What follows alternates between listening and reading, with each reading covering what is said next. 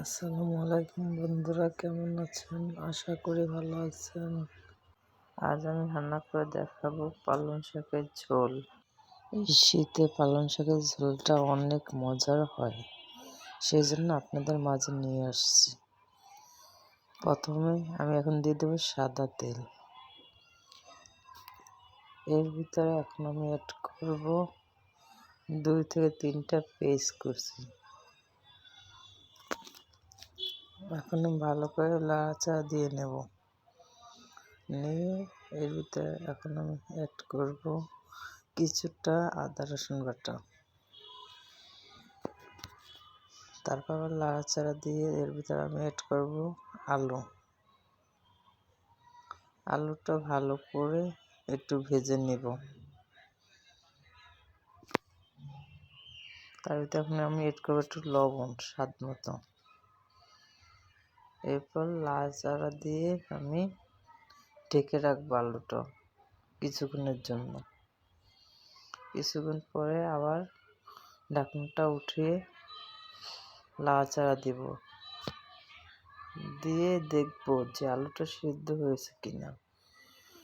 সিদ্ধ হলে এই পর্যায়ে দিয়ে দেব আমি টমেটো কুচি। টমেটো কুচি দিয়ে আবার নাড়াচাড়া দিয়ে একটু সিদ্ধ হওয়া পর্যন্ত রাখবো। এখন এর ভিতরে অ্যাড করবো আধা চা চামচ হলুদ গুঁড়ো, আধা চা চামচ মরিচের গুঁড়ো।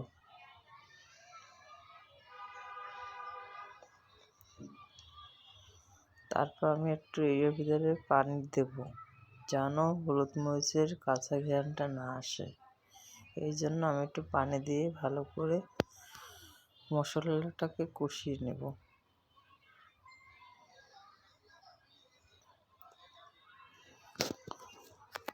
মশলাটা কষানো হয়ে গেলে এর ভিতরে কাঁচামরিচ অ্যাড করব।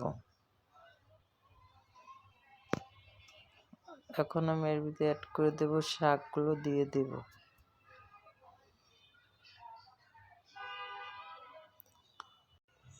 শাকগুলো দেওয়ার পর একটু পানি অ্যাড করব। আপনি চাইলে পানি অ্যাড করতে পারেন, না করলে হবে। আমি একটু ঝোল রাখবো তো, সেই জন্য পানি অ্যাড করলে দিলাম। এখন আমি 10 মিনিটের জন্য ঢেকে দেব। 10 মিনিট হয়ে গেছে, আমি ঢাকনাটা তুলে নিলাম। এখন ভালো করে নাড়াচাড়া দিয়ে মিশিয়ে নেব আমি।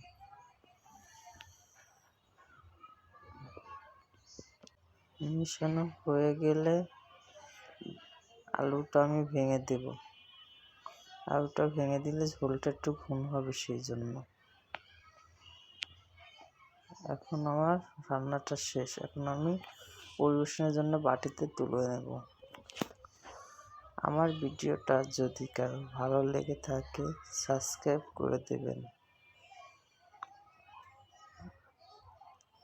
সবাই ভালো থাকবেন, সুস্থ থাকবেন। আল্লাহ হাফেজ।